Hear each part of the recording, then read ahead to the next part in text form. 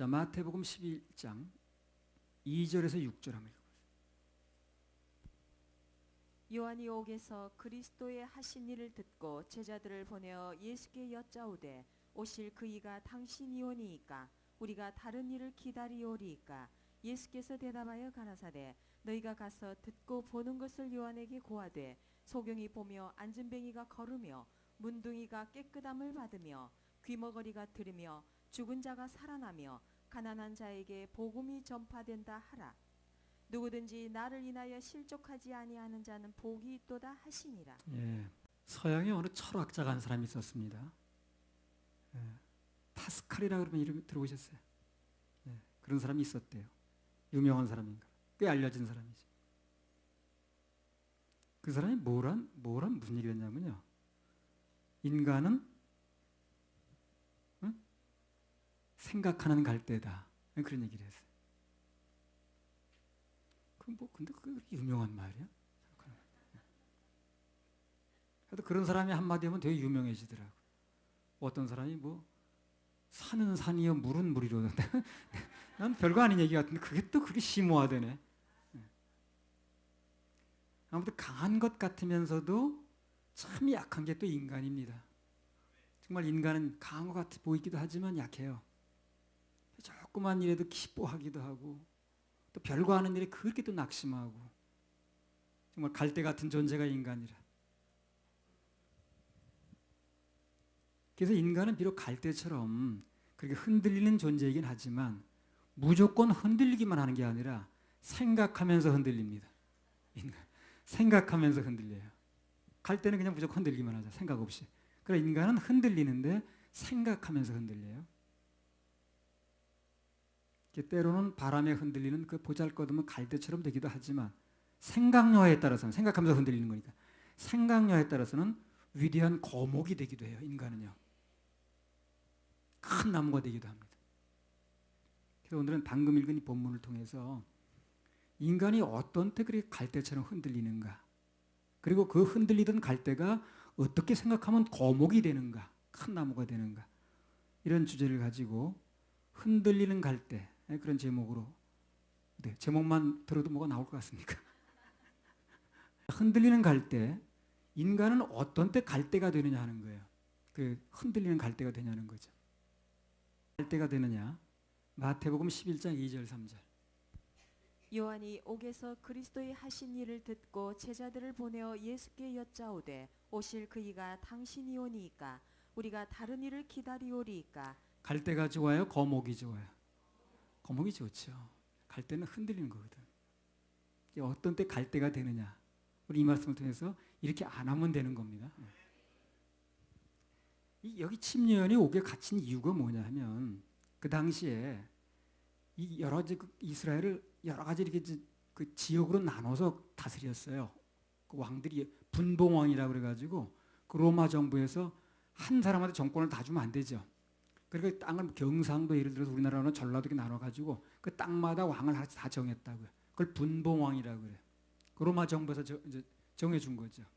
한 사람한테 다 왕을 정해주면 이제 그 권한이 몰리니까 그렇게 한 거예요.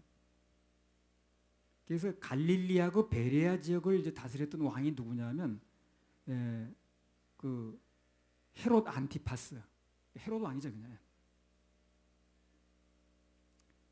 근데 이제 그 동생이 누구냐면 빌립이라는 사람이 있었어요. 그 사람도 분봉왕이에요 또. 근데 그 사람 부인 이름이 헤로디아라는 사람이에요. 그 빌립의 그 부인 이름이. 그 아마 예뻤던 모양이라. 그러니까 이 사람이 힘을 가지고 그 동생의 부인을 뺏었어요. 그 촌수가 제수가 되나요 그러면? 예, 그 참 어려운 사이인데 그렇게. 뺏어가지고 강제 결혼을 한 거야. 그 동생의 부인을 뺏어가지고. 그 침례연이 그걸 문제 삼은 겁니다. 아니 어디 여자가 없어가지고 그 남의 부인을 뺏는 것도 그 불법인데 윤리에 어긋나는 건데 하물며 그 동생의 부인을 그렇게 하냐. 그걸 이제 문제를 삼은 거예요. 침례 요한이 막 비난했습니다. 그러다 어떻게 됐어요? 감옥에 갔습니다. 투옥됐어요. 그래서 결국 그것 때문에 투옥됐다가 헤롯의 생일날 그 감옥에서 이제 목베임 받아 죽었죠. 알고 있습니다. 이 성경에 보면 이 침례 요한이 죽기 직전에 많은 현실 참여를 했습니다. 오늘 이 일 말고도 누가복음 3장에 보면 뭐 세리들에게는 뭐 정한 세만 받으라고 그러고 군인들에게는 사람에게 강포하게 하지 말라고 그러고 백성들에게는 옷 두 벌 있는 사람 다 나눠주라고 그러고 옷 없는 자에게 나눠주라고 그러고 먹을 것이 없는 사람은 먹을 거 나눠주라고 그러고 그런 얘기를 많이 했어요. 그래서 사람들이 그 얘기를 듣고 침례요한은 정말 이 시대에 우리의 정말 인도자야. 그래가지고 굉장히 존경도 받고 그랬습니다. 사회라든가 정치 문제에 대해서 경제 문제에 대해서 아주 깊은 관심을 가지고 많은 얘기를 했어요. 침례요한이. 그래서 오늘 그걸 가지고 뭐라 하냐면 사회복음이라고 그래요. 오늘도 그 정신을 이어받은 사람들은요. 지금도 사회에서 일하는 걸 가지고 굉장히 교회가 개입을 합니다. 예를 들면 기독교 장로회 같은 데 그런 데는요. 아주 사회 개입을 굉장히 하죠. 그래서 뭐 이 사회에 무슨 뭐 정치가 무슨 독재니 무슨 뭐 잘못됐니 하는 걸 가지고 굉장히 교회에서 개입을 합니다. 사회복음이라고 그래요. 그러니까 이 사회복음이라는 게 어제 오늘 일이 아니고 그때부터 이미 쭉 내려오는 거예요. 한 계파로 그것도. 침례요한은 그런 일을 한 거예요. 이 사회가 잘못됐다. 고쳐야 된다. 개혁해야 된다. 그리고 그런 일에서는 안 된다. 왜 남의 부인을 뺏어가지고 사냐. 왜 그 세리들이 그렇게 비리를 저지르냐. 뭐 이런 건 이제 얘기하는 거예요. 이제. 그런 건 이제 하기 시작했어요. 원래 이 침례요한이요.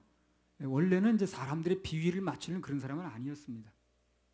바람 불 적마다 흔들리는 갈대가 아니었다. 오늘 갈대라고 그랬지 예수님이요. 갈대라고 그랬잖아요. 원래는 갈대가 아니었어요. 이 사람이. 근데 언제 갈대가 되느냐 하는 거예요. 먼저 이 사람이 원래는 뭘 하던 사람이냐면 마태복음 3장 7절 한번 읽어보세요.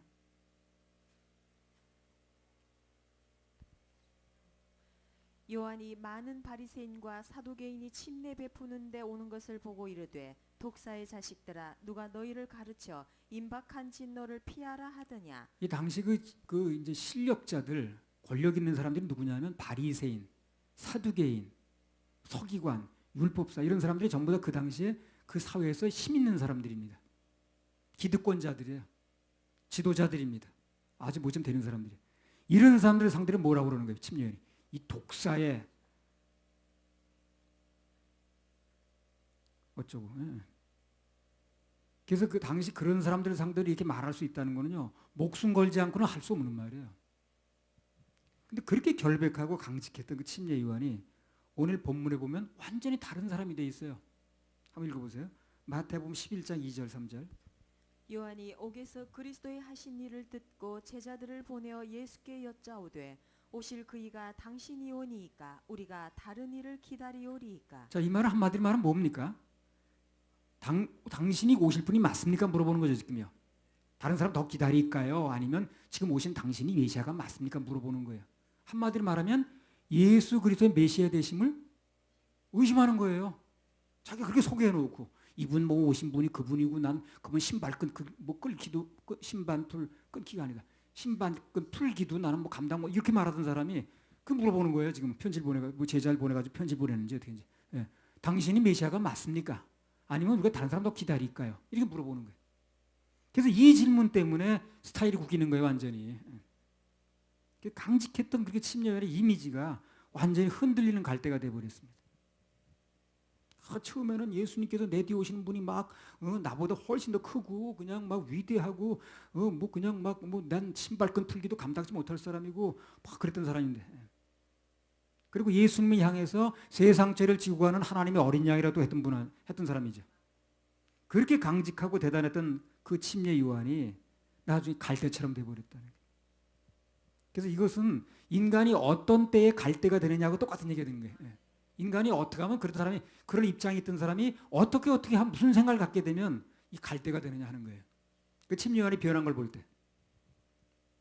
그러니까 이 침례 요한이 그렇게 강직했던 사람이 흔들리는 갈대처럼 됐던 결정적인 이유가 뭐냐면 그는 어느 순간부터 자기 뜻에 맞춰서 예수님을 보기 시작했다는 거예요. 성경에 말씀하신 예수님을 그대로 받아들인 게 아니라 처음에 이렇게 소개했는데 언제부턴가 현실에 맞춰서 형편에 맞춰서 내 생각과 뜻에 맞춰서 예수님을 보기 시작했다는 겁니다. 그때부터 갈대가 되는 거예요. 이 사람이. 당시 그 불의를 행하던 바리새인이라든가 서기관이라든가 권력자들이 금방 심판하길 바란 거예요. 지금 와가지고 예수님이 금방 어떻게 바꾸길 바란 거예요. 사회를 개혁하고 저는 못된 인간들은 빨리 그냥 어떻게 금방 어떻게 뭐 처리를 하든가. 근데 자기가 옥에 갇히고 나서 1년이 지나는데도 어때요? 그런 헤롯 같은 나쁜 왕한테 별로 손을 안 대는 거예요. 예수님이. 별로 언급이 없는 거예요. 심판을 안 하더라는 거예요. 그리고 자기를 옥에서 꺼내줄 꿈도 안 꾸는 거예요. 그리고 예수님이 오셔가지고 로마로부터 그냥 독립을 시키고 말해, 그냥 막 당시 잘못된 사회적으로 막 바로잡고 말해. 그렇게 하길 원했는데, 그런데 관심을 안 하는 거예요, 예수님이. 그러니까 이제 이 사람이 자기 생각 속에 예수님을 바라보니까 어떻게 되는 거예요? 안 맞는 거예요. 그러니까 예수님의 뜻을 성경 속에서 바라봐야 되는 건데, 자기 생각과 맞춰가지고 예수님 보니까 어떻게 되는 거예요? 안 맞는 거예요. 그 흔들리는 거예요, 그때부터. 그러니까 이 결론은 뭡니까? 내 생각과 맞춰서 예수님을 보기 시작하면, 내 형편에 맞춰서 예수님을 보기 시작하면 내가 뭐가 된다는 거예요? 갈대가 된다는 거예요. 갈대가 된다. 목사도 마찬가지라. 무슨 사역자도 마찬가지인 거예요. 예수님을 성경 속에 맞춰서 봐야 되는 거지. 내 생각과 형편에 맞춰서 예수님 보기 시작하면 다 갈대로 변하는 거예요. 침례요한이 그래서 바뀌는 거예요. 성경 속에 나온 예수님, 그 메시아 되신 예수님, 예언자로 오신 예수님, 그분을 그대로 성경 그대로 전파할 때는 그렇게 강직했는데, 어느 날, 야, 예수님 이렇게 안 변하는 거야? 왜 이렇게 우리가 안 바꿔주는 거야? 왜 이렇게 사회를 개혁을 안 하는 거야? 자기 생각과 맞춰가지고 이런 나쁜 사람을 왜 그냥 놔두는 거야? 그래서 자기 생각과 맞춰 예수님 보기 시작하니까 예수님이 바뀌는 게 아니라 누가 바뀌는 거야? 내가 갈대가 되는 거예요.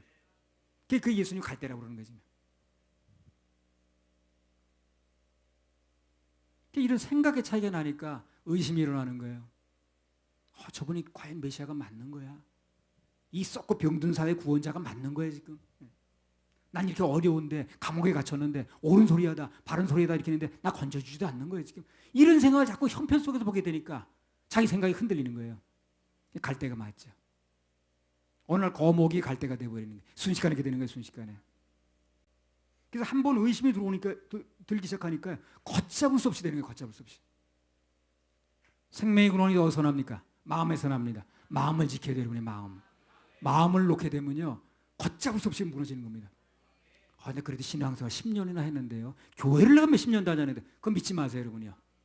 흔들리기 시작하면 걷잡을 수 없이 내려갑니다. 추락하는 건 날개도 없어요. 오실 그이가 당신이냐고 물어보는 거예요 지금. 우리가 다른 사람 기다릴까요? 예수님이 메시아가 아닐 수 있다는 거죠 지금요. 아주 의심의 극치에 이르는 겁니다. 그게 몇 년 걸려서 그렇게 되는 게 아니라는 거예요. 순식간에. 위대한 선지자로서 신념과 용기를 가진 사람이 맞았지만 침례요한이 한번 예수님에 대해서 의심이 생기니까 여지없이 흔들리는 겁니다. 순식간에 흔들리는 거예요. 누구나 그럴 수 있다는 거예요 지금요. 요점은 뭐냐? 주님의 심정이 아닌, 말씀의 대로가 아닌 내 뜻에 맞춰서 예수님을 보면 대번에 그분에 대한 회의가 오고 의심이 온다는 겁니다. 누구나 그렇다는 거예요. 내 뜻하고 예수님의 뜻하고는 안 맞는 경우가 많거든. 안 맞는 경우가 많잖아요. 여러분 뜻하고 예수님 뜻 꼭 맞을까? 그렇지 않죠? 내 뜻은 이런데, 내 생각은 이런데 예수님 생각하고 많이 안 맞을 때가 많잖아요. 그래서 내 뜻을 놓고 내 뜻을 세우면, 하나님의 뜻을 놓고 내 뜻을 세우면 누구나 흔들리는 갈대가 되는 거예요. 그럼 복이 딱하죠. 그 목사가 흔들리는 갈대가 됐다고 생각해 보세요. 여러분 중에 누군가 흔들리는 갈대가 됐다고 생각해 보세요. 얼마나 복이 딱한가. 그래서 우리가 신앙생활 하다 보면 그렇죠. 예수 믿으면 금방 뭐가 내 뜻대로 될 줄 알았는데 그렇지 않은 경우가 많죠. 많잖아요. 금방 그대로 될 줄 알았는데 내 뜻대로 되어지고 뭐가 그렇게 될 줄 알았는데 그렇지 않은 경우가 더 많잖아요.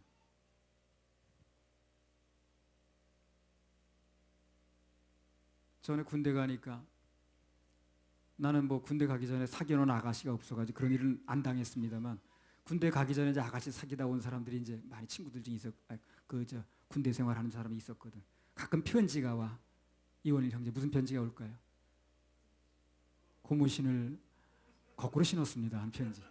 그러면 그날 막 뭐 탈영하네 뭐네 그냥 막 아주 그냥 고민하는 거예요. 그럼 또 이제 그 주위에서 동료들이 걔 또 무슨 일이나 저지를까봐 걔는 보초도 안 세워 또 총 들고 나갈까봐 저 오늘 보초 빼줘 안돼 저 오늘 일 저지를 수 있어 쟤. 그래가지고 고민이 돼가지고 온갖 고민을 해가지고 자기 밖에 나가지는 못하지. 그리고 이제 뭐 그런 소식은 들려오지. 그러니까 고민이 되는 거예요. 그러니까 이제 총도 안 줘, 보초도 안 줘. 그러니까 이제 그거야. 그 아가씨들 마음이 그거 아니겠어요? 이 남자가 과연 나를 하게 해줄 사람인가 아닌가. 그게 이제 의심이 생기니까 갈대가 되는 거예요. 예. 갈대의 순종이 되는 거예요. 그게 분명해야 되는데 이 남자가 앞으로 나를 행복해 줄 거야? 아니야. 뭐 해가지고 그 흔들리면 이제 그게 이제 거꾸로 시는 결과가 되는 거거든. 아이고 그래가지고 그냥 그 낙심하고 앉았는데 난 속으로 야 나는 군대에 오기 전에 안 새겨놓고 온 게 잘했다 정말. 그런 편지 올 일이 없으니까. 내 뜻을 먼저 세워두고 거기에다 예수님 뜻을 맞추려고 하면 그때부터는요 그분은 우리 메시아가 아닌 거예요. 메시아가 아니에요. 이 침례는 메시아가 아닌 거예요 지금요. 메시아라고 아무리 얘기를 했어도 아무리 그 떠들고 주장했어도 자기 형편을 맞춰보니까 메시아가 아닌 거예요. 회의의 대상이고 오히려 시험 대상이 돼버리는 겁니다. 그 우리 신앙생활은 늘 그렇게 될 수 있어요. 조심해야 됩니다. 내 뜻하고 맞춰가지고 내가 무슨 나에게 복 주고 다 복을 주십니다만 그것에 맞춰가지고 모든 걸 내 뜻에 맞춰 예수님 보기 시작하면 그때는 그 예수님이 내 구원자가 아닌 거예요. 내가 내 구원자인 거예요. 예수만 팔고 있는 것뿐이지. 예수 정말 있는 거야. 그분 내 속사정을 알긴 하는 거야. 내 몸과 몸이 이렇게 아픈데 그분은 뭐지 뭘 하는 거야. 옛날에 그 암 환자 바실레아 슈링크든가 그 여자분인데 그래서 독일 사람인데 그래서 소책자를 하는 그 책 제목이 뭐냐면 하나님을 내 아픔을 아시는가 이게 이제 책자 제목이야. 근데 거기 나온 사람들이 전 누구냐면 암 환자들이에요. 너무 고통스러운 거야. 그래 이 고통 속에서 하나님이 내 사정을 아시는가 이런 얘기를 써놓은 거야. 딱 흔들리는 갈대지 뭐. 알아요 몰라요? 압니다. 알아요. 그러니까 내가 자꾸 내 형편과 필요에 예수님을 맞추려고 하면 의심이 옵니다. 심리학도 의심하는 거예요. 내 형편하고 안 맞거든. 내 뜻하고 안 맞춰주거든. 그러니까 맞느냐고 나오는 거예요. 예수님 맞는 거예요. 지금 메시아가 맞는 겁니까? 불안해지고 불평이 오고 회의가 오게 되는 거예요. 오늘 침례요한이 시험에 된 이유가 이제 바로 그건데 마태복음 3장 1절에서 3절 읽으세요. 그때에 침례 요한이 이르러 유대 광야에서 전파하여 가로되 회개하라 천국이 가까웠느니라 하였으니 저는 선지자 이사야로 말씀하신 자라. 일러스되 광야에 외치는 자의 소리가 있어 가로되 너희는 주의 길을 예비하라 그의 첩경을 평탄케 하라 하였느니라. 자 중요한 얘기가 나옵니다. 중요한 원리가 하나 있어요. 조금 내려보세요. 1절부터 뭐라 그랬죠? 그때에 침례 요한이 이르러 유대 광야에서 전파하여 가로되 회개하라 천국이 가까웠느니라 하셨으니 그럼 예수님 말씀하시는 거예요 지금요. 예수님 오는 길을 예비하라 그 말이거든. 이 10년의 사역 중에서 가장 정확하고 분명하고 가장 확실하게 사역할 때가 이때입니다. 근데 이 사람이 뭘 근거로 얘기를 하는 거예요?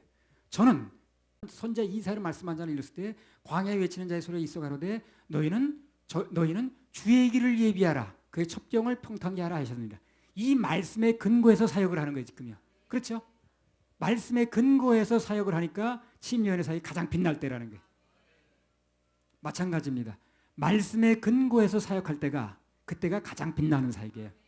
그게 어느 신학자하고 맞든 안 맞든 어느 눈 큰 목사님하고 맞든 안 맞든 그건 중요한 게 아닌 거예요. 가장 중요한 건 말씀에 맞춰서 사역할 때 가장 빛나는 사역이라. 근데 이 사람이 어떻게 변했냐면요. 11장 2절 3절 읽어보세요.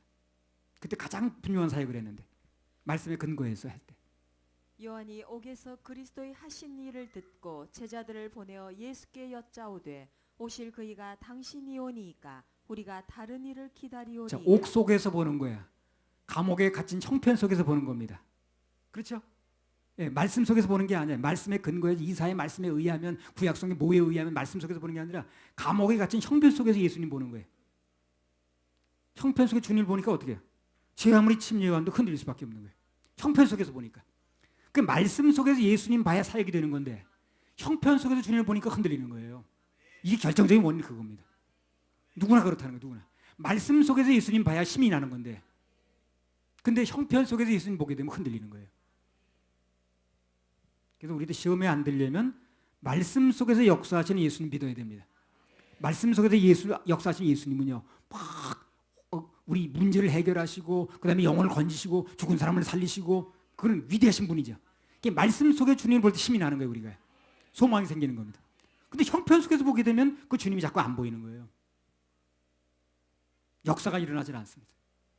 그래서 우리 신앙생활이 제대로 유지되려면 어떻게 해야 됩니까?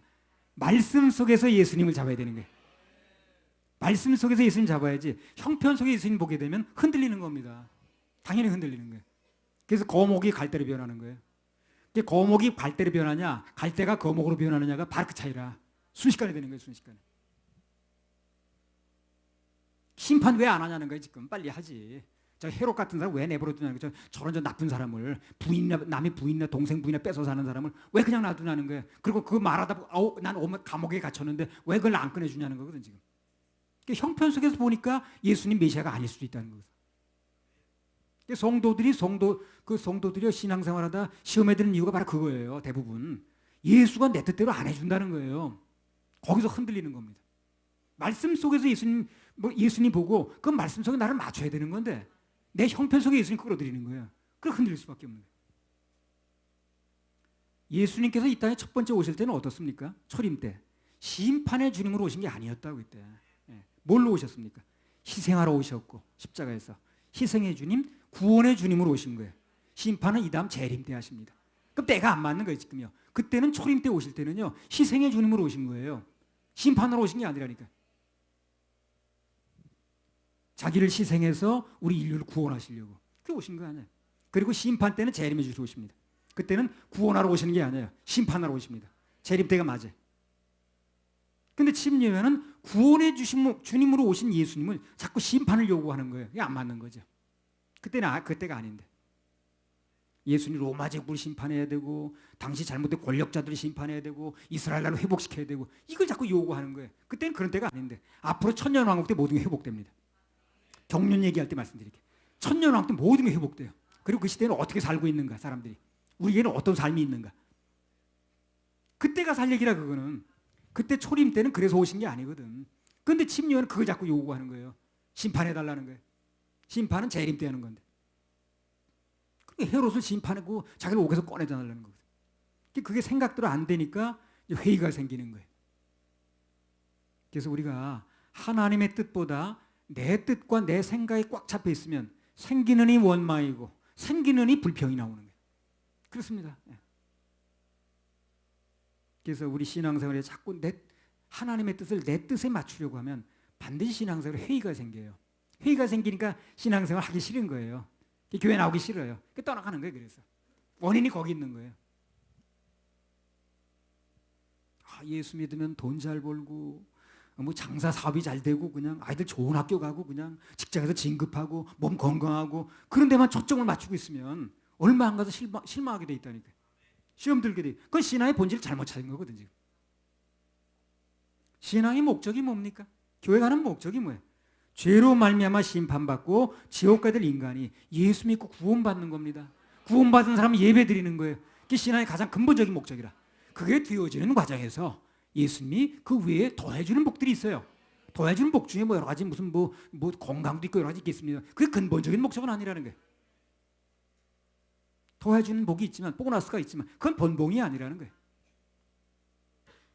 구원받은 사람 하나님께 예배드리고 그분과 교제하고 그게 신앙의 본질이라. 그게 되어지는 과정에서 영의 문제가 해결되면 그 다음에 더해지는 복이 있겠죠. 그런데 그 보너스로 주는 복을 크게 강조를 해가지고 이거 그 본봉이 없어지면 안 되지. 주객이 바뀌면 안 되는 거예요. 너희는 먼저 그의 나라와 의를 구하라. 그러면 이 모든 것을 더해준다는 거죠. 그건 뭐가 주요? 그의 나라와 의를 구하는 게 주지요. 더해주는 건 그거는 보너스라. 그걸 바꾸면 안 되는 거예요. 근데 오늘 많은 사람들이 그렇게 하고 있어요. 더해준다는 거, 그냥 준다는 걸 막 추구하는 거야. 그게 진짜 하려고 하지도 않는 거예요.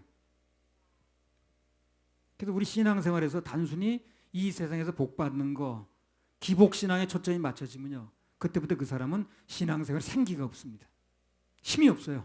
감사도 없어. 안 돼. 자기 생각대로 안 되는 게 더 많은 거예요. 그 침례회는 감사가 없잖아요. 그죠? 그 신앙생활 중에는 세상적인 복, 잘 먹고 잘 사는 일하고 관계 없는 일도 많이 일어나거든. 그렇죠? 많이 일어나잖아요. 그럼 예수님께서 왜 침례회를 죽도록 내버려뒀냐는 거예요. 왜 내버려뒀느냐? 원래 침례회는 사명이 뭡니까? 예수님의 길을 예비하면 되는 거예요. 메시아가 오면 자기는 소리야. 자, 여러분 보세요. 소리를 막 질르죠. 자, 여기 메시아가 있습니다. 소리는 어떻게 되는 거예요? 없어져줘야 되는 거예요. 그리고 소리라는 곳에 가보니까 거기 누가 서 있어야 되는 겁니까? 예수님이 서 있어야 되는 거예요. 그 소리가 계속 서 있으면 안 되지. 근데 이 사람이 뭘 착각하는 거예요? 자기는 소리의 사명을 가지고 있는 거예요. 소리. 그래서 야 여러분 여기 보십시오. 여기 보세요. 여기 예수님이 계십니다. 그리고 예수님 쳐다보게 되면 사람들이 그 소리는 빠져줘야 되는 거예요. 소리가 계속 가려면 안 되지. 소리는 소리의 사명은 여기 누구를 소개해주고 그 소리는 빠져주면 되는 거예요. 예수님이 왔으니까 실제로. 그러면 소리는 이제 없어져 주면 되는 거거든. 그 예수님 와서 서 계실 때 소리 내면 안 되지. 그럼 잡소리가 되는 거지. 그의 사명은 소리의 사명이라. 광야에서 외치는 자의 소리. 소리는 소리대로 그 온분을 소개해주면 되는 거예요. 사회자가 지금부터 강사 누가 나오겠습니다 하고 소개하면 자기는 들어가야죠. 그 강사가 직접 나와야 계속 사회자가 얘기하고 있으면 안 되지. 그래요. 자기 소개했으면 지금부터 뭐 강사로 어느 분이 나오시겠습니다. 이분들 막 누구 해가지고 또 나와서 그 사람 나왔으면 자기는 들어가야지. 계속 자기 소가지뭘 하려면 안 되지. 침례회는 예수님 소개하는 사명이에요. 그럼 예수님이 나왔으니까 자기는 들어가 줘야 되는 거예요. 사명이 끝났으면 하늘나라 가면 되는 거예요. 괜히 이 땅에 더 있어봤자 정치 참여나 하고 영혼 구령과 관계없는 사역이나 하고 사회복음이나 하고 별다른 의미가 없는 거죠. 침례는 그동안 예수님 길을 예비하느라고 수고 많이 했으니까 하늘나라 가서 영생복락을 누리면 되는 거예요. 근데 그걸 하나님 뜻을 알지 못하면 이 땅에다 모든 초점을 맞추게 되면 참 억울하게 짝이 없지. 고생만 하고 감옥에 간 거 아니지. 좋은 소리 했는데 나는. 이제 이걸 지금 얘기하는 거예요, 침례요한이. 그 예수님 거기다 신경 쓸 이유가 없죠. 천국 가서 영생복락을 누리면 되는 거예요. 그 사람은 사명이 그거니까. 소리의 사명이니까. 소리는 진짜 이제 실체가 나타나면 없어지면 되는 거거든. 소리가 계속 있어 소리 내면 안 되겠어요? 되겠어요? 잡소리인데. 그 신앙생활이라는 것은 내 뜻이나 내 필요보다 하나님의 뜻을 분별할 줄 알아야 됩니다. 그래야 원망과 시비 없이 모든 일에 감사할 수 있어요. 내 뜻이 중요한 게 아니에요. 예수님의 뜻이 중요하고 성경 말씀이 뭐라고 말씀하는 이게 중요한 거예요. 그걸 세우면 힘이 나요. 그 말씀을 세우면 힘이 나고 그 말씀이 모든 걸 해결합니다. 내 뜻을 세우면 실망만 돼. 그럼 내 뜻은 나한테 뭘 해주질 않아. 침례요한한테 침례요한 뜻이 뭘 해줬습니까? 침례요한이 하고 싶은 뜻대로 했더니 그 침례요한의 뜻이 침례요한 개인에게 뭘 해줬냐는 거예요. 감옥에 가두고 죽는 밖에 더 했어요. 예수님의 뜻을 세울 때는 그런 위대한 선지자로 되는. 신약 성경에서 이걸 가장 확실하게 깨달은 사람이 바울 사도예요. 그래서 이 사람은 자기 사명이 뭐고 이 사명이 끝났을 때 자기는 어떻게 해야 되고 그리고 자기를 기다리고 있는 사명이 끝났을 때 뭘 받을 것이며 무엇이 날 기다리고 있으며 정확히 아는 사람이라 이 사람은. 사도 바울이 로마 감옥 속에 사형이 집행되기 전에 디모데에게 편지를 보내잖아요. 사도 바울이 디모데후서 4장 7절 8절 읽으세요. 이 사형 집행하기 얼마 전에 보낸 편지입니다. 이게.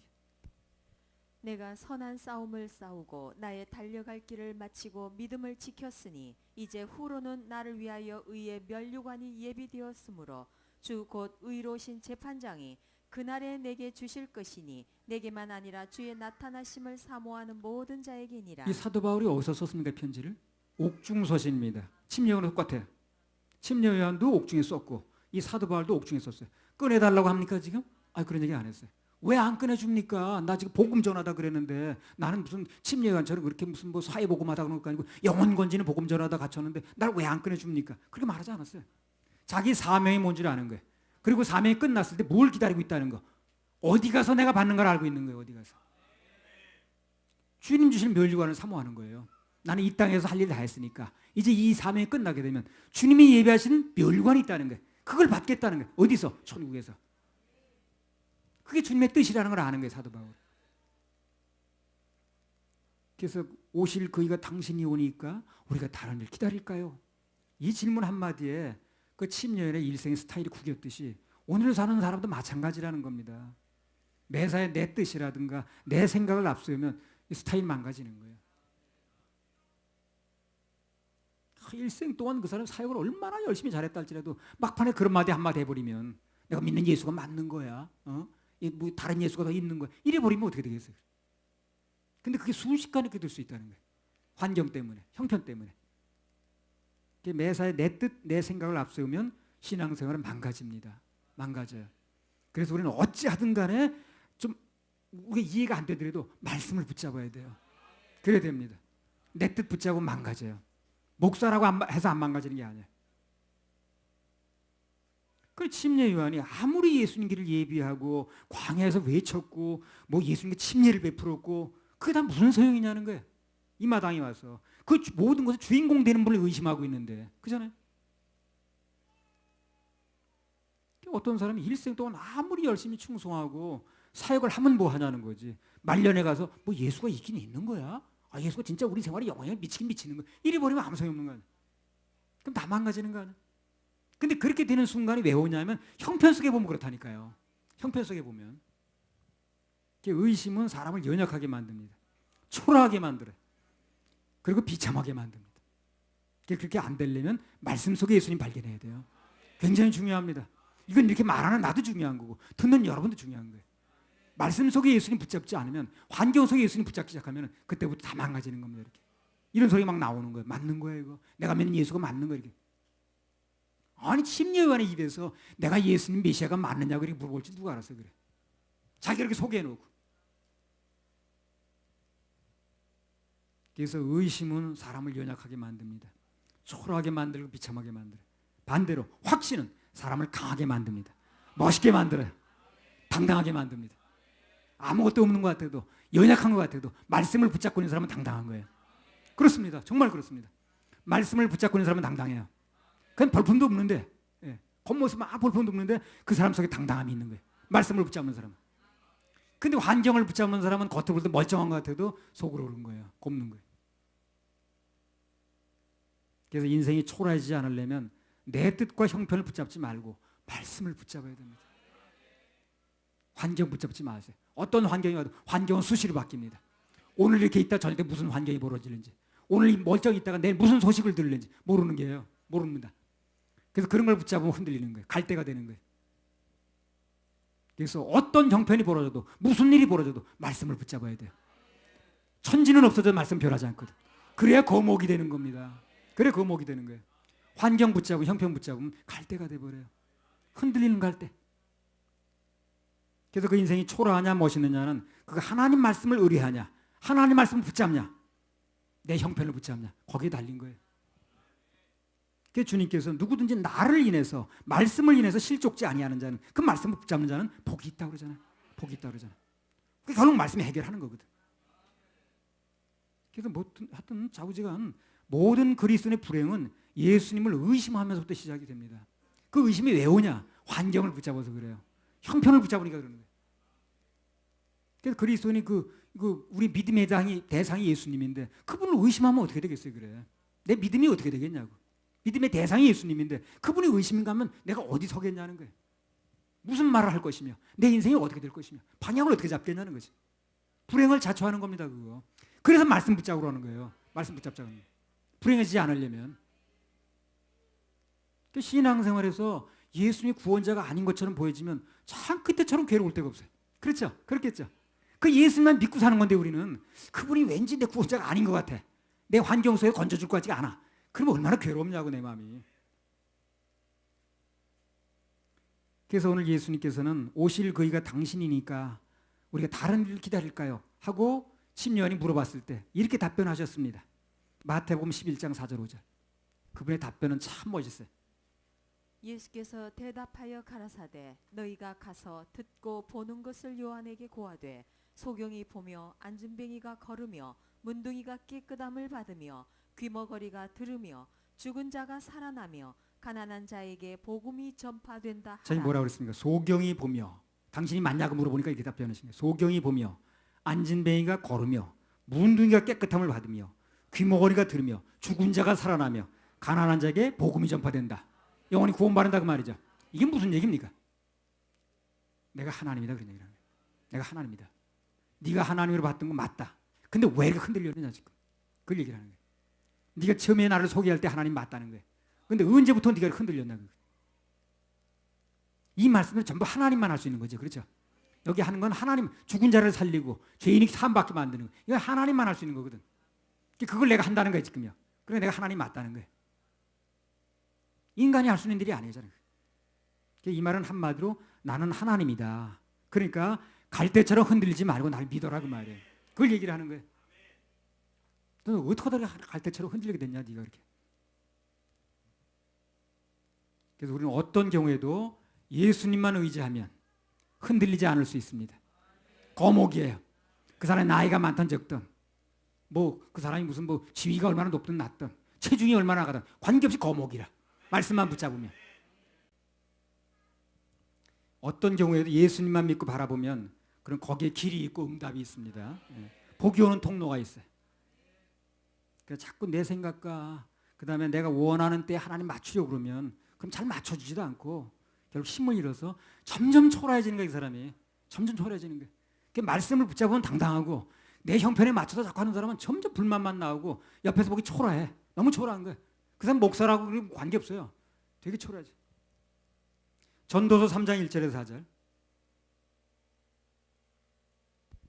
천하의 범사가 기한이 있고 모든 목적이 이룰 때가 있나니 날 때가 있고 죽을 때가 있으며 심을 때가 있고 심은 것을 뽑을 때가 있으며 죽일 때가 있고 치료시킬 때가 있으며 헐 때가 있고 세울 때가 있으며 울 때가 있고 웃을 때가 있으며 슬퍼할 때가 있고 춤출 때가 있으며. 그래요. 천하 범사에 때와 기한이 있다고 그랬습니다. 하나님 안에서 반드시 때와 기한이 있습니다. 그냥 무조건 흘러가는 게 아니에요. 이 세계가 그렇게 흘러온 것 같아도요. 다 7 경륜 속에 들어갑니다. 하나님이 7 경륜 속에 들어가요. 7 경륜. 그래서 지금은 어느 시대냐? 마지막 한 시대가 남아서 지금요. 무슨 시대? 천년왕국 시대. 그 천년왕국 시대 직전에 있는 시대가 교회 시대예요. 지금 우리 교회 시대 맞죠? 그러니까 마지막 한 시대가 남았습니다. 그래서 때가 찬 경륜이에요. 경륜이 때가 찼다는 거죠. 지금 뭐 세계 돌아가는 거 보면 때가 찬 게 맞아요. 정말 때가 찼습니다. 그래서 마지막 시대 중에서도 아주 마지막 시대가 있어요. 지금. 아주 때가 찬 경륜이라. 시련의 때가 있는가 하면 복 받을 때가 있는 거예요. 잠잘 때가 있으면 깰 때가 있습니다. 울 때가 있으면 웃을 때가 있어요. 슬플 때가 있으면 춤출 때가 있습니다. 좋은 일이 나중 와요. 예. 근데 바로 그 때와 기한을 주관하시는 분이 하나님이시라는 거예요.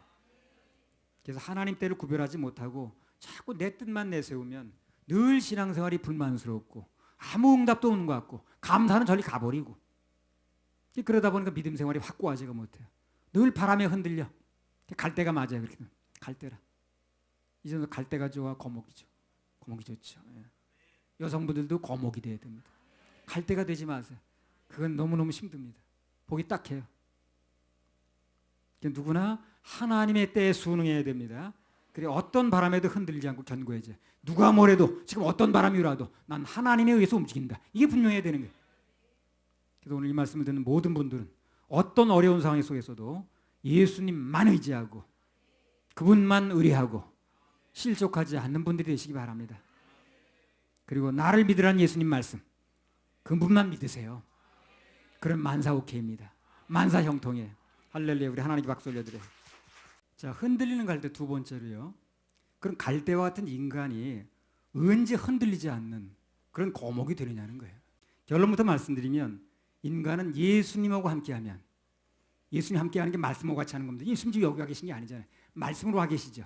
말씀과 가까이 하면 흔들리지 않은 거목이 됩니다.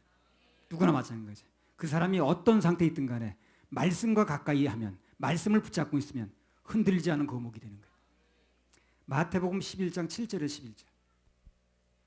저희가 떠나매 예수께서 무리에게 요한에게 대하여 말씀하시되 너희가 무엇을 보려고 광야에 나갔더냐 바람에 흔들리는 갈대냐 그러면 너희가 무엇을 보려고 나갔더냐 부드러운 옷 입은 사람이냐 부드러운 옷을 입은 자는 왕궁에 있느니라 그러면 너희가 어찌하여 나갔더냐 선지자를 보려더냐 옳다 내가 너희에게 이르노니 선지자보다도 나은 자니라 기록된 바 보라 내가 내 사자를 내 앞에 보내노니 저가 내 길을 내 앞에 예비하리라 하신 것이 이 사람에 대한 말씀이니라 내가 진실로 너희에게 말하노니 여자가 낳은 자 중에 침례 요한보다 큰 이가 일어남이 없도다 그러나 천국에서는 극히 작은 자라도 저보다 크니라. 자, 예수님께서 침례요한을 가리켜서 뭐라고 그랬습니까? 여자가 난 중에 가장 큰 자라고 그랬어요. 뭘 기준으로 그렇게 얘기를 했냐는 거예요. 뭘 기준으로? 실제로 볼 때는요, 성경 속에서 침례요한보다 더 많은 능력을 가진 사람이 많았습니다. 그렇죠? 더 많은 더 큰 믿음을 가진 사람도 있었고, 더 많은 기적을 베푼 사람도 있었다고. 모세 같은 사람 어떻습니까? 사무엘 같은 사람 어때요? 엘리야 같은 사람들, 엘리사 같은 사람들 다 침례에 못지 않잖아요, 그 사람들. 뭐 예레미야라든가 이사야라든가 다니엘이라든가 그런 기라성 같은 인물들이 많았잖아요. 근데 그 사람들이 하나같이 침례원보다 못한 사람들이 아니었거든. 침례보다 훨씬 능력 많은 사람 많았어요. 40년 동안에 그 광야에서 인도를 했잖아요. 풀 한 폭이 없는 데서 광야에서 그 40년 동안 그 200만에 대한 인구를 인도하는 쉬운 일이 아니거든. 그 백성들이 이끌었잖아요, 모세가. 여호수아는 기도 한마디 하면 어떻게 돼? 태양이 멈췄죠. 태양이 멈추고 그다음에 뭐 어떻게 됐어? 그다음에 달이 안 떠올랐던가? 예, 그 보통 일이 아니잖아요. 엘리야는 하늘에 막 불이 떨어지게 하고, 다니엘 같은 사람은 사자굴에 들어가는데 사자 입이 안 다물어져. 침례원보다 결코 못한 사람들이 아니라고요. 근데 침례는 그런 일을 한 적이 없잖아요. 뭐 사자굴에 들어간 적도 없고, 뭐 하늘에 불이 떨어지게 한 적도 없고. 뭘 기준으로 예수님께 말씀하셨냐는 거예요. 뭘 기준으로? 침례원보다 큰 이가 없다고 그랬는데 그 해답을 얻을 수 있는 구절이 13절에 나옵니다. 다시 읽어보세요. 모든 선지자와 및 율법에 예언한 것이 요한까지니. 그러니까 예수님께서 여자가 난 자 중에 침례원이 가장 큰 자라고 말씀하신 그 이유가 이 말씀 속에 나오는 거예요. 잘 들으세요. 방금 말씀드린 것처럼 구약시대에 많은 사람들이 나옵니다. 아브라함도 나오고 모세도 나오고 여호수아도 나오고 사무엘도 나오고 무슨 기도원도 나오고 다윗도 나오고 엘리야도 나오고 엘리사도 나오고. 그런데 그들 시대에 구약시대에 그 대단원의 막을 내린 사람이 누구냐? 침례 요한인 거예요. 그래서 모든 선지자와 율법에 예언한 것이 요한까지니 그랬죠. 이 침례 요한이라는 거예요. 요한까지가 모든 율법과 선지 구약을 얘기를 하는 거예요. 모세오경 율법과 선지자서들이 많아 오잖아. 이사에서 무슨 뭐 다니엘서 다 선지서거든요. 그 모든 걸 통해서 율법을 통해서 선지서라는 게 구약을 얘기를 하는 거거든. 구약의 마감이 침례 요한이라고 얘기를 하는 거지. 선지자 율법은 구약 전체를 받는 말인데 침례 요한은 구약을 마감하는 사람이라 그 말이야. 구약은 침례 요한으로 대단원의 막을 내리는 겁니다, 지금. 그리고 구약의 모든 역사의 바톤을 누구한테 넘기는 거예요, 지금. 예수님께 넘기는 거예요. 진짜 실체이신 예수님께 넘기는 거예요. 구약은 모형이거든요, 그렇죠? 그 짐승도 모형이고 전 모형이에요. 그 모형들이 몇천 년 동안 왔는데 그 모형을 진짜 실체에게 넘기는 게 침례 요한인 거예요, 지금요. 예수님 바톤을 넘기는 거예요. 구약 시대를 침례 요한이 예수님께로 넘기면서부터 새로운 시대가 열리는 겁니다. 신약 시대가 열리는 거예요. 율법 시대는 가고 은혜 시대가 열리는 거죠. 마태복음 11장 12절. 침례 요한의 때부터 지금까지 천국은 침노를 당하나니 침노하는 자는 빼앗느니라. 그래서 신약 시대가 이제 되니까 이 본문 10절에 나온 것처럼 천국이 누구나 들어갈 수 있도록 열리는 거예요. 들어가려고 맘만 먹으면 결심하면 다 들어갈 수 있게 되는 거예요. 그러니까 지금 누구나 다 들어갑니다. 자기만 마음만 결정하면. 그렇죠? 근데 구약 시대는 그게 잘 안 되는 거예요. 오늘 은혜 시대라 누구나 예수님만 믿기로 결정하면 천국에 다 들어갑니다. 그래서 우리도 저와 여러분도 들어가게 된 거예요, 이제. 예. 그럼 예수님 말씀의 요점이 뭐냐면 구약 시대에 수많은 선지자들이 있었지만 사실상 예수님과 가장 가까이서 있었던 사람은 침례 요한이다 얘기를 하는 거죠. 예. 그 많은 사람들이 있었지만 그 사람들은 시기적으로 거리적으로 떨어져 있던 사람이고 가장 나와 밀접한 관계에 있는 사람이 가까이 있는 사람이 침례 요한이다 그 얘기를 하는 거예요. 능력을 얘기를 하는 게 아니야 지금요. 누가 가까이 있었느냐 얘기를 하는 겁니다 지금. 침례 요한이 구약의 어떤 선지자들보다도 가장 예수님 가까이 있었기 때문에 가장 큰 자라고 얘기를 하는 거예요. 누가 큰 자입니까? 예수님과 가까이 있는 사람이래. 그 사람이 얼마나 능력을 발휘했느냐, 얼마나 위대한 사람이냐, 얼마나 많은 사역이냐, 그게 중요한 게 아니라 누가 예수님과 가까이 있었냐는 거예요. 그래서 주님과 제일 가까이 있는 사람이 가장 큰 자다. 그 말을 하는 겁니다 지금. 그래서 누가 무슨 능력을 얼마나 행했는가, 얼마나 유명한가, 얼마나 알려졌는가, 얼마나 유명한가, 그게 기준이 아니고 누가 예수님과 가장 가까이 있는 자인가, 그게 큰 자의 기준이라는 거예요. 그래서 구약에 속한 인물로서는 침례 요한이 가장 큰 자라는 겁니다. 가장 가까이 있는 사람이니까. 지금도 마찬가지야 이거는요. 목사가 됐든 집사가 됐든 누가 됐든 그 직책이 그를 크게 하는 게 아니에요. 그 주간에 누가 예수님과 가장 가까이 동행했는가, 누가 지금 이 순간 예수님과 가장 가까이 있는가, 그게 큰 사람의 기준이라. 그래서 예를 들어 어떤 사람이 한 주간 동안 예수님과 너무 가까이 지내다 보면 충만해서 막 찬송이 나오죠. 감사가 나오죠. 간증이 나오죠. 그 사람이 제일 큰 사람인 거예요. 그 사람이 가장 큰 사람이라. 그래서 우리 교회에서 어떤 사람이 막 충만해가지고 찬송이 나오고 감사가 터져 나오고 있는데 어떤 사람 별 기쁜 게 없어. 시무룩하고 있어. 누가 큰 사람입니까? 전자의 후자예요. 전자죠. 전자입니다. 목사라고 큰 자가 아니라니까요. 누가 더 감사가 있고 누가 예수님과 한 주간에 더 가까이 동행했는가. 이게 큰 자 작은 자 구별이 되는 거예요. 천국에서 그렇게 따지는 거예요. 직분 때문에 따지는 게 아니라. 그건 불공평하죠. 그건 목사 아닌 사람 다 작은 자잖아요. 그게 아니고 여기선 직분을 이렇게 나눠서 하는지 모르지만 하나님의 세계에선 천국에서는 누가 가까이 있었느냐. 이게 큰 자의 기준이 되는 거예요. 그래서 다니엘이라든가 그다음에 무슨 그 모세라든가 그 엘리사 같은 사람이 더 큰 능력이 있었지만 그냥 가까이 있는 걸로 기준할 때 침례에 가까이 있다는 거예요. 그걸 큰 자라고 얘기하는 거예요. 오늘날도 누가 예수님과 더 가까이 동행했는가 그거에 따라서 큰 자 작은 자를 나누는 겁니다. 예수님과 지금 가장 가까이 있는 사람이 그 사람이 큰 자가 되는 거예요. 그래서 사실상요 그렇게 편안하게 잘 살 때는 주님과 가까이 하기 힘들어요. 정말 고난이 있을 때, 정말 어려움이 있을 때, 정말 환란이 있을 때, 정말 큰 병이 들었거나 내 몸에 어떤 문제가 생겼거나 어떤 재정적인 문제가 생겼든가 누가 그래 아직 나를 핍박하든가 정말 고난이 있을 때가 주님도 의뢰하게 되죠. 더 가까이 하게 되죠. 그러니까 고난당한 게 유익이 되는 거예요. 그래서 왜? 주님과 더 가까이 하게 되니까. 그리고 큰 자가 되니까. 그래서 주님과 가까이 하는 것이 유익이라는 것입니다. 고난당한 것이 유익이란 말이 그 말이에요.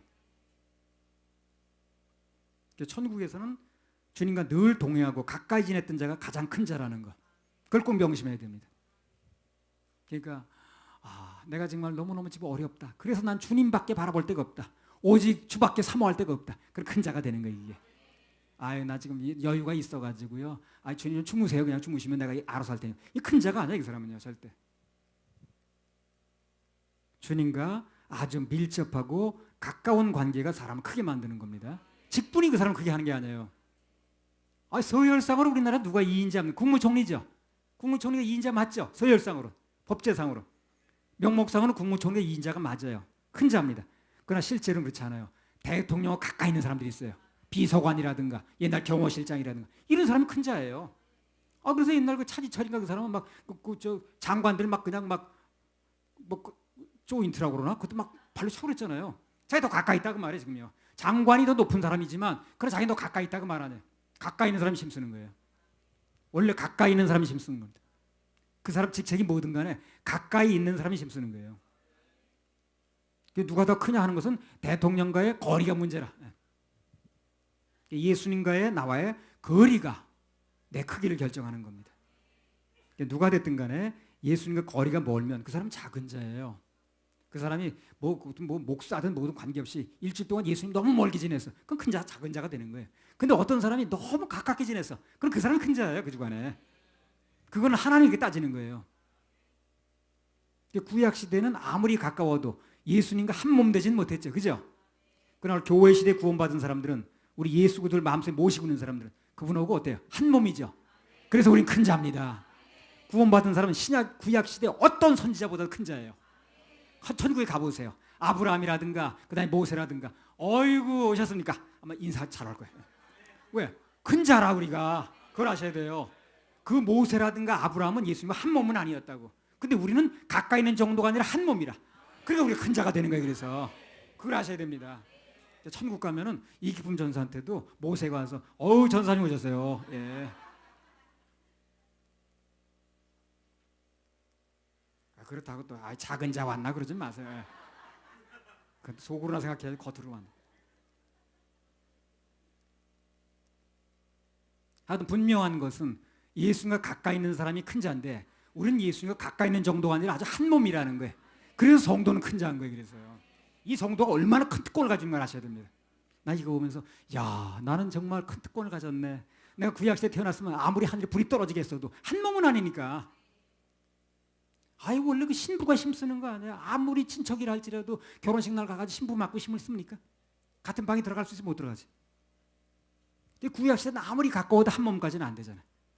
오늘 교회시대 구원받은 우리는 예수 그리스도를 마음속에 모시고 한 몸 돼서 살잖아요. 그래 큰 자가 되는 거예요. 갈라디아서 2장 20절. 내가 그리스도와 함께 십자가에 못 박혔나니 그런즉 이제는 내가 산 것이 아니요 오직 내 안에 그리스도께서 사신 것이라. 이제 내가 육체 가운데 사는 것은 나를 사랑하사 나를 위하여 자기 몸을 버리신 하나님의 아들을 믿는 믿음 안에서 사는 것이라. 그리스도와 함께 십자가에 못 박혔나니 그런즉 이제는 내가 산 것이 아니요 오직 내 안에 그리스도께서 사신 것이라. 이제 내가 육체 가운데 사는 것은 나를 사랑하사 나를 위해 자기 몸을 버리신 하나님의 아들을 믿는 믿음 안에 사는 것이라. 내 안에 누가 삽니까? 예수님. 내가 예수 안에, 예수가 내 안에. 요한복음에 나오잖아요. 저가 내 안에, 내가 저 안에. 한 몸이란 얘기죠. 그래서 큰 자예요, 우리가요. 여러분 큰 자인 줄 알고 사시면 됩니다. 구약 시대 그 어떤 사람보다도. 마태복음 11장 11절. 내가 진실로 너희에게 말하노니 여자가 낳은 자 중에 침례 요한보다 큰 이가 일어남이 없도다. 그러나 천국에서는 극히 작은 자라도 저보다 크니라. 그래서 이 말씀에 의하면 우리 그리스도인만큼 주님과 가까운 선지자는 존재하지 않습니다. 예수님과의 거리가 밀접하면 직분, 직위, 빈부를 막론하고 그 사람이 주 안에서 가장 큰 자라는 거. 그리고 여기 우리 즐겁고 행복하게 하는 말씀이 또 나와요. 뭐냐 하면 마태복음 11장 11절 읽으세요. 내가 진실로 너희에게 말하노니 여자가 낳은 자 중에 침례 요한보다 큰 이가 일어남이 없도다. 그러나 천국에서는 극히 작은 자라도 저보다 크니라. 여기 저는 누굽니까? 침례요한 얘기를 하죠. 이 말은 뭐냐면 천국에서는 극히 작은 성도라도 침례요한보다는 어떻다는 거예요? 크다는 거죠. 왜 그렇다고 그랬어요? 한 몸이니까. 한 몸이니까. 나 이게 참 즐거운 얘기라. 이게 즐거운 거예요. 침례 요한보다도 천국에서는 성도가 작은 자라 할지라도 크다고 그랬죠. 왜 그러냐는 거예요. 한 몸이니까. 침례는 한 몸은 아니잖아요. 가까이 있었던 건 맞지만. 야, 우리는 아예 한 몸이라는 거. 그래서 성도는 작은 자라도 거기서 큰 거예요. 침례는 주님의 어떤 예비하는 가까이 있었던 사람 맞지만 우리는 예수님과 한 몸이거든. 신부거든. 침례는 그리스도를 육안으로 볼 수 있는 가까운 거리에 있었던 건 맞지만 우리는 그리스도 안에 있고 그리스도는 우리 안에 계시잖아요. 그래서 흔들리는 갈대 운명이 언제 변하는가? 예수님을 마음속에 모시고 그분과 늘 함께 있으면, 가까이 있으면 위대한 거목으로 바뀌는 것입니다. 그때는 갈대가 아니야. 갈대가 아니야. 그러니까 갈대 같은 우리 운명도 예수님 만나면 180도 바뀝니다. 팔자가 바뀌어요. 예. 그래서 하나님 안에서 큰 자가 되길 원하면 늘 예수님과 가까이 지내면 됩니다. 예배에 성공하고 주님과 늘 동행하고 그럼 우리는 영원토록 큰 자가 되는 거예요. 오늘 이 말씀을 들으신 모든 분들은 늘 예수님과 가까이에서 이 땅에서도 큰 자, 천국에서도 큰 자 그렇게 터칭을 받으시기 바랍니다. 하나님께 박수 올려드려요. 그러면 정리하겠습니다. 흔들리는 갈대, 하나님의 자녀들이 어떤 때 흔들리는 갈대가 되는가? 하나님의 뜻을 앞세우지 않고 말씀을 앞세우지 않고 내 뜻을 앞세우려고 할 때, 내 형편 속에서 예수님 볼 때 그러면 흔들리기 시작한다 그랬습니다. 그리고 두 번째로는 그렇게 흔들리던 갈대가 언제 견고한 거목이 되는가? 예수님과 가까이 할 때, 그분과 한 몸 될 때, 그때는 우리가 흔들리는 갈대가 아니라 하나님 앞에서 큰 자, 거목이 된다고 말씀을 드렸습니다. 다시 한번 하나님께 박수 올려드립니다. 하나님 축복이 함께 하시기 바랍니다.